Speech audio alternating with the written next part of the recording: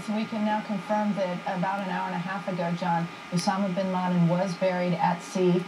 We're told by a senior U.S. official that he was the only of the 4 bodies at the compound, the 4 people killed at the compound. He was the only person who was taken away, and that body has now been buried at sea. We can confirm that. It's not clear which sea.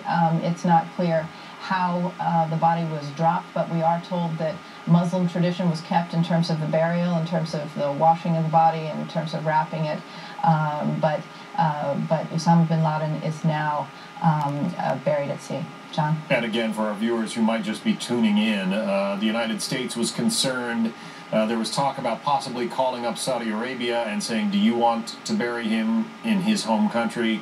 Possibly calling Afghanistan or Pakistan, but the fear was that if you put Osama bin Laden in the ground, he becomes, his burial site becomes a shrine and an attraction and maybe a lightning rod for the people who believe the same way he does. So by burying him at sea, the Pentagon is hoping to forestall any kind of hero worship, or at least worship of the burial site, because nobody's going to know where he is. Okay, real quick. Burying the body at sea. Well, that's an easy way so you won't have to show the body. You can go on YouTube now, look around. You can see many tapes that were released from so-called Bin Laden, and it's a different person every time. Look at the facial features, the skin, the beard. Do your research. It's a different person every time. This guy's probably been dead for years. And then on CNN, they say, this seals the deal for Obama in 2012. This seals the deal. Just like I said, he did it for ratings or something like that. They have a plan. Who knows what it is.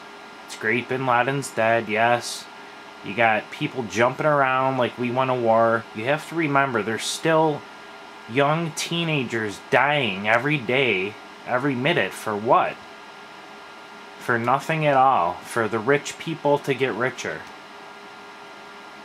Please, if you're thinking about signing up for the military, do not do it. You're not fighting for our freedoms.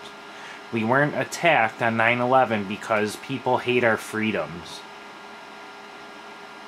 We'd seal the borders up if we were scared of terrorists, but all we do is grope 6-year-old girls and old women at airports because they might be Al-Qaeda. So to keep us safe, that's what they do, but they just leave the borders wide open for any so-called terrorist to walk in if they choose. Just think about it, people. Do a little research. I did not know any of this. I believed everything the news told me up until a year ago when I started to do my own research. 95% of news agencies are government owned. Government is in with the corporations right now. It's called fascism. If you don't know what that is, look it up. If you don't know what false flag terror attacks are, look them up. You have to start doing some research. The news isn't going to tell you the truth at all.